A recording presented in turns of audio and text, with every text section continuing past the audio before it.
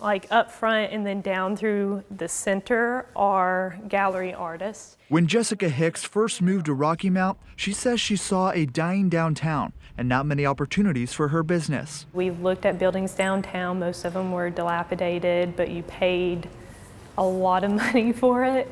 But then you had to do a lot of renovation to it as well, up to, I don't know, $500,000. Just thinking ahead of time. Hicks and her husband then came across an old Chevrolet dealership.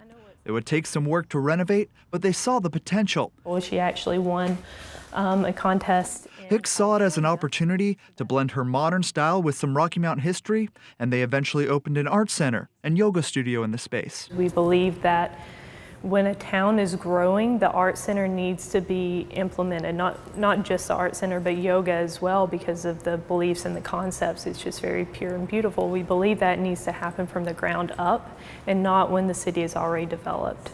I mean, I've even battled with Hicks and her husband updated the space but preserved some of the history of the dealership, including using an old garage door as the partition between the art center and yoga studio. Stories like this are what city leaders had in mind when they decided to make it a priority to invest in historic preservation in an effort to revitalize the downtown. People wanted to still preserve the past, but look to the future and how we could blend that together. Had that not happened, then I think the deterioration of the downtown would have continued.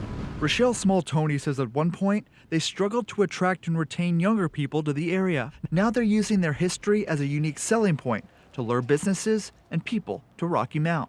But since those investments have been made, now we're starting to see even more interest in the downtown, particularly people who now want to live in the downtown area.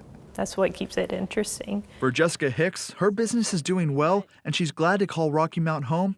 She's hopeful others will soon join her and share her vision of seeing the potential of a growing historic community. But I just really wanted to bring people downtown and show them that there's nothing to be afraid of and that these old buildings are amazing and you don't need to build something new. You can just use what you have.